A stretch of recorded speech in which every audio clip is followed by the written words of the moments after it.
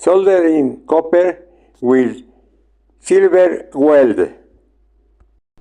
Put many pieces of silver weld over the copper.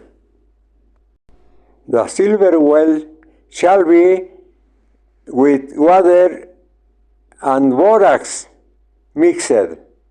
Gasoline and air torch burned over the piece, and then when the piece is very hot, the weld is melted and the joint is